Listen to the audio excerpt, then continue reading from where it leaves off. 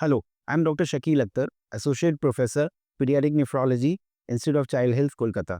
Today I'm going to speak about a very important and a very common kidney problems in children, which affects the children at the age of maybe 2 to 6 years of age usually. And the children presents with edema, decreased urine output, and sometimes frothy urine, and they present with a swelling of the whole body.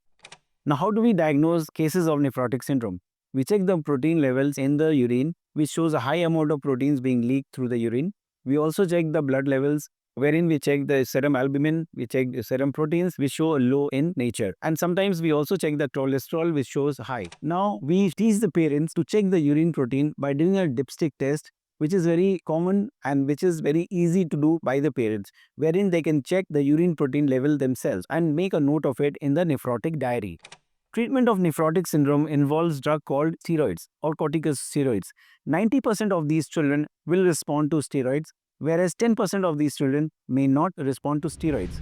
Now, coming to the course of the disease, most children will respond and will have 1 or 2 relapses once in a year. But there are many children as well who will be relapsing 4 to 5 times and even more. There are children who will be dependent on steroids. That means the child, within few days of stopping steroids, while on alternate day, might again relapse or recurrence of the disease may be seen. But steroid remains the first line therapy.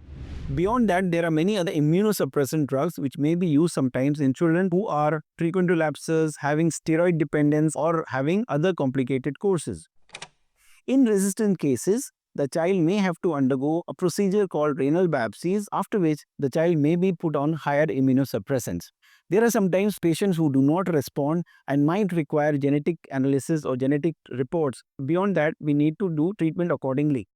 Children with nephrotic syndrome are generally immunocompromised, as a result of which there are chances of having infections and other complications. So sometimes they may present with abdominal infections or pneumonias or skin infections that needs to be addressed urgently and immediately.